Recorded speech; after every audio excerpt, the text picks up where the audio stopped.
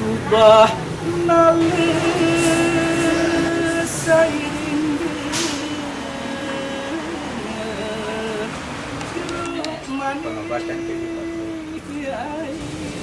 muda Sasak, mungkin sebagian besar dari teman-teman masih terasa asing jika mendengar nama naskah lontar. Di sini, saya bersama teman-teman dari generasi Manda akan mengajak teman-teman untuk menelusuri mengenai peninggalan nenek moyang kita tersebut. Yuk!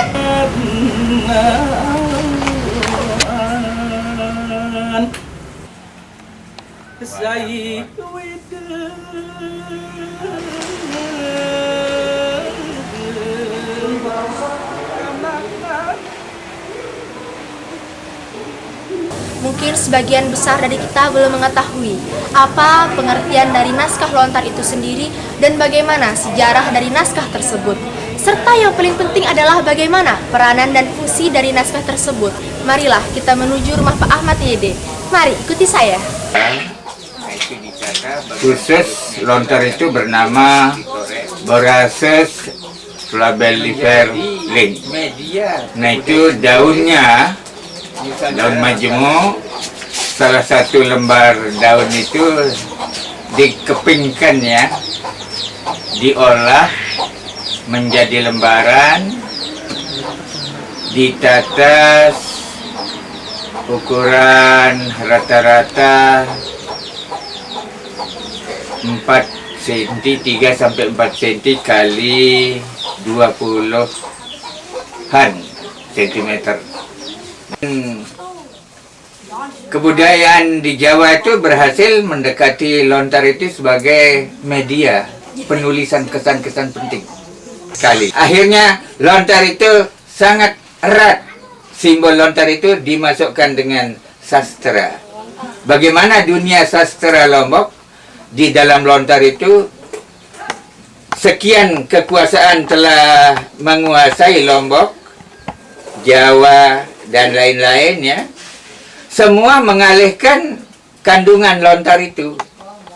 Sebagian dibawa ke negeri penguasa itu. Nah, alirannya dulu pada zaman kerajaan yang pernah berpusat di Cakra Mataram ini mengumpulkan lontar-lontar dari sekian penaklukan ya selama 300 tahun itu. Nah, ada seorang ahli sastra Belanda, Herman van der Tuuk, datang 1870-an ke Lombok ya.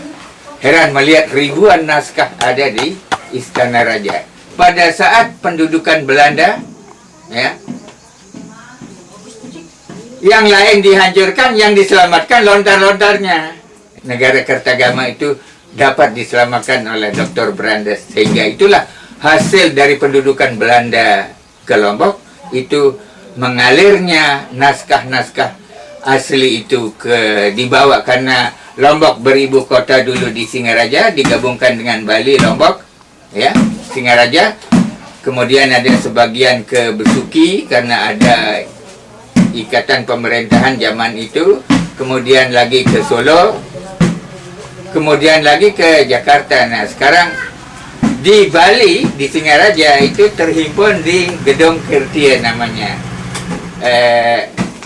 sebadan usaha swasta yang didirikan oleh Van der Tuuk itu tadi ya.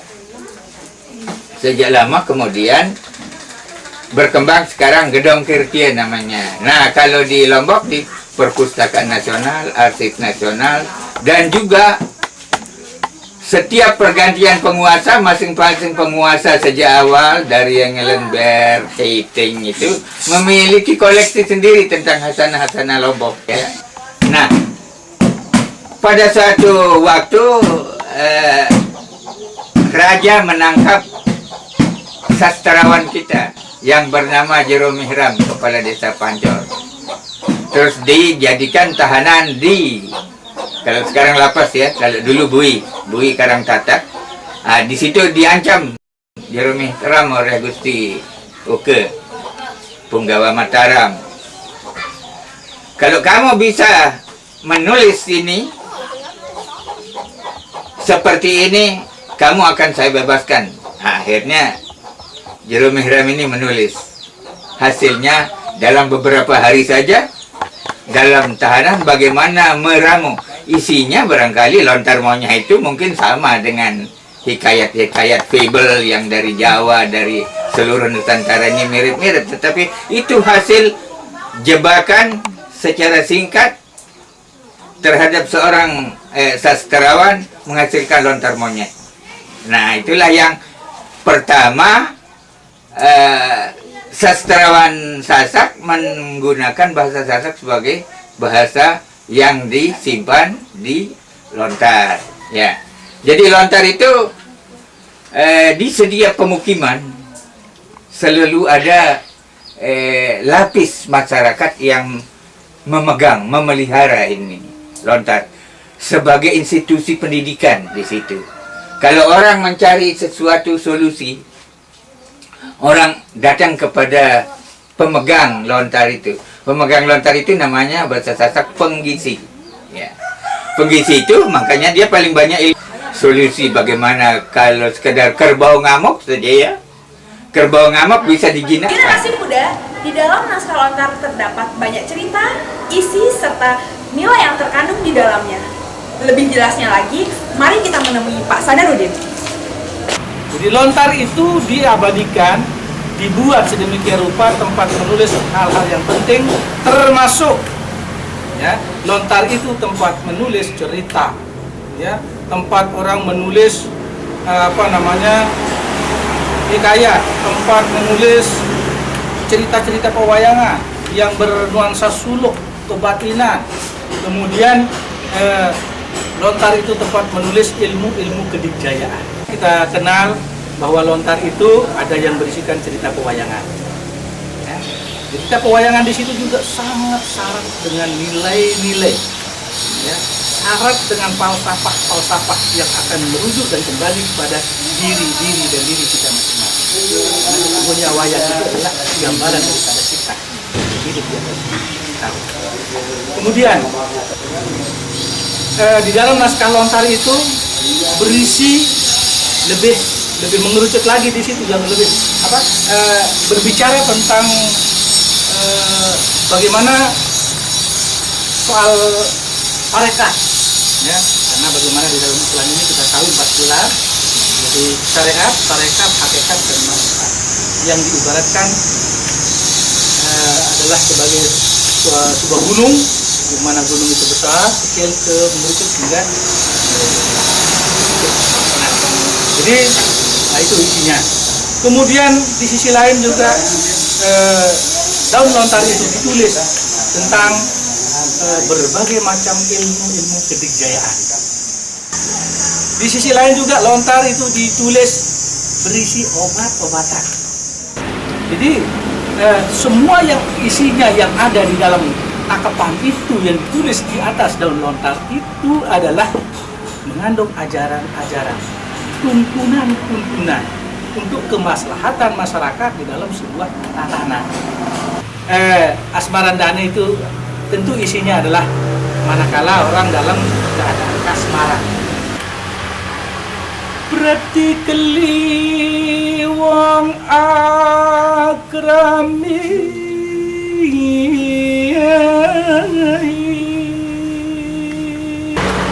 dudu warna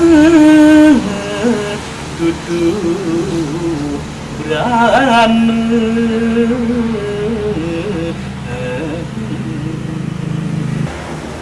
among hati pawitane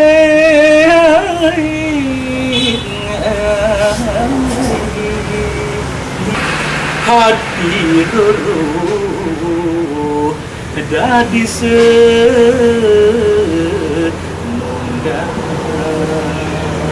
ya,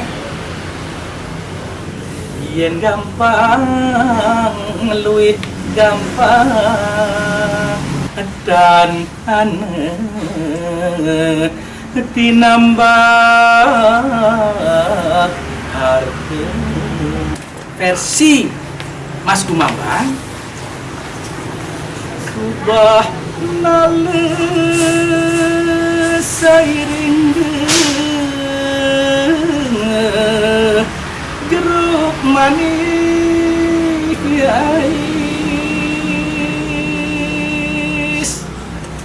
hirup manis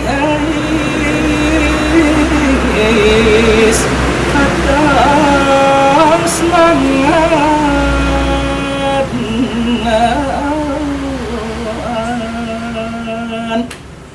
saya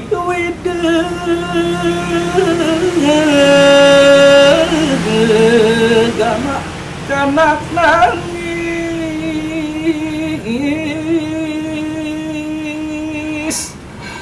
kanak nangis melemangan. Pelestarian lontar bisa dilakukan dengan berbagai cara.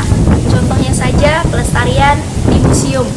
Di museum selain kita dapat menemui naskah lontar di ruangan pameran umum, kita juga dapat menemukannya di ruang koleksi. Untuk mengetahui apa itu naskah lontar, mari kita temui Pak Lalu Nafsiah.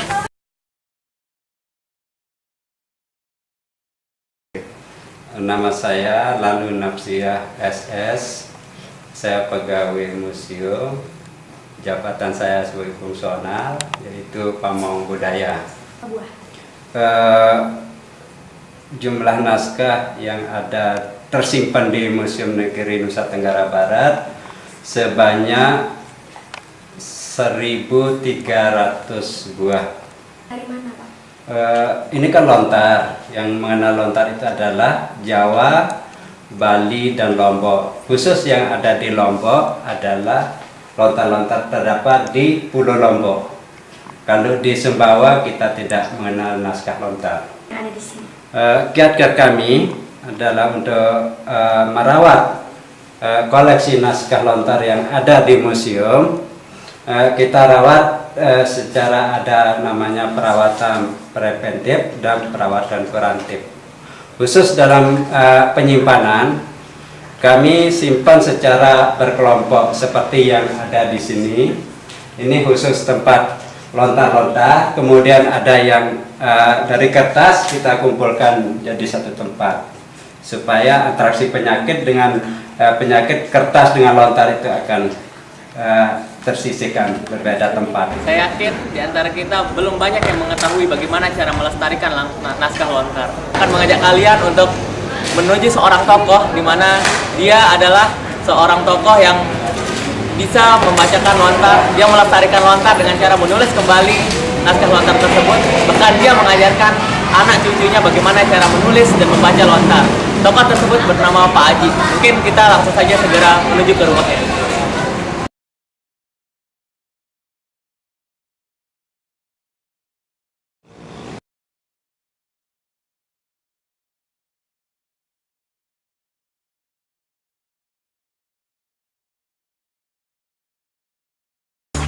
Mungkin untuk selanjutnya Pak Loe setiang salin-salin isi napiaran buku serius beniki tuan kiri kanan arah baik ganti dia sebab dalam bentuk ini kertas biasa anu saya induknya kan lontaran lontaran induknya lagu tiang ganti karena lontar ini kan semakin laik semakin susah karena sobat de kebetulan balik panah lontar di dia Allah saru ya basi sasak marak si ongkat bertembangan ni kira begini kan nah niki basinya namun jati suara niki ya basi kawi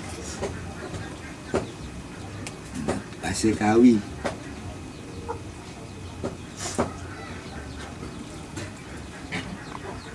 si nyerita yang awal-awal agama Islam tersebar di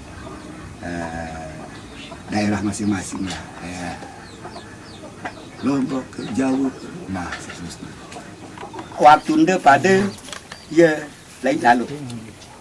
Maaf. Andi yang dia terima sekolah kenyataan. Ini serta ganjari apa nah piarana si menungan yang di on Iya, kena ada abang tanda kembangan. Bosan kesamping. Aran anu niki monye. Monye aran judul.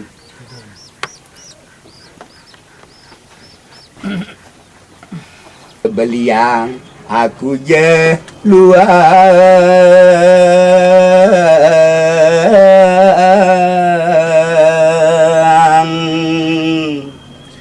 sang de mau dua koras inak rang de gelis matu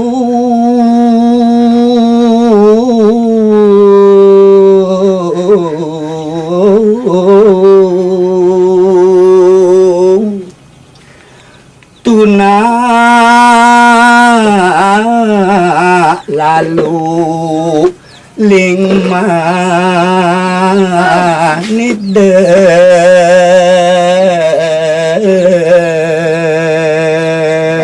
ini sekedar permintaan belum dijawab, saya ganti dengan tembang dangdang ya.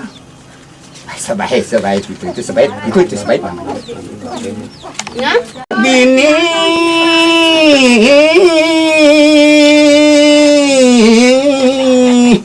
bemanik sambil nenangis.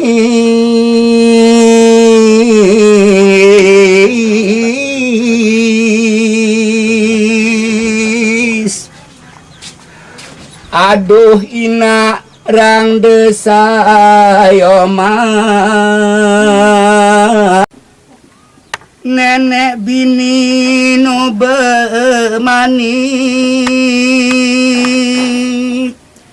ina ara kekepeng de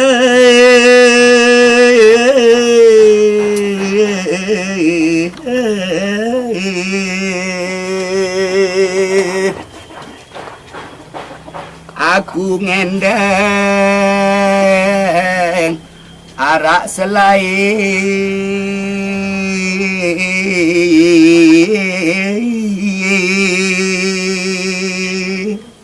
sekedar menyampaikan apa minat yang bagi anak yang senang atau berminat mau tahu apa ini apa itu dan dari abjad.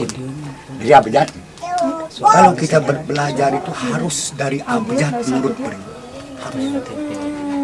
Abjad harus kita hafal.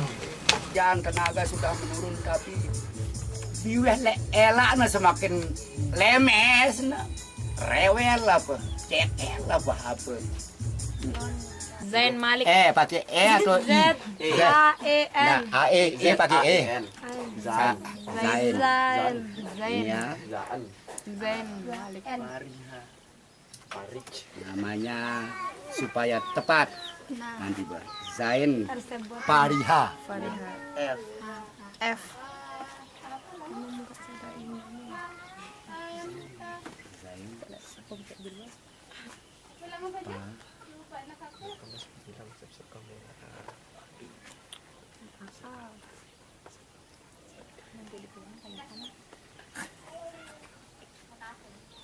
Zain Fariha namanya.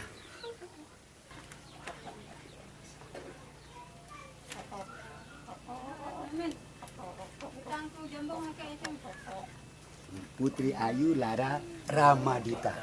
Lengkap ya? Iya, Lagi satu. Hana. Hana. Lengkap.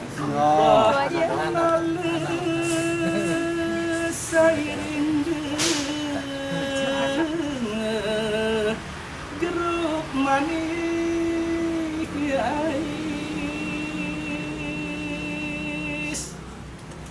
jeruk manis, akan semangat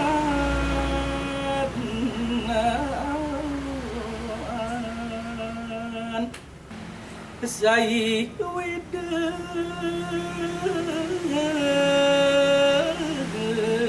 gamak kanak nangis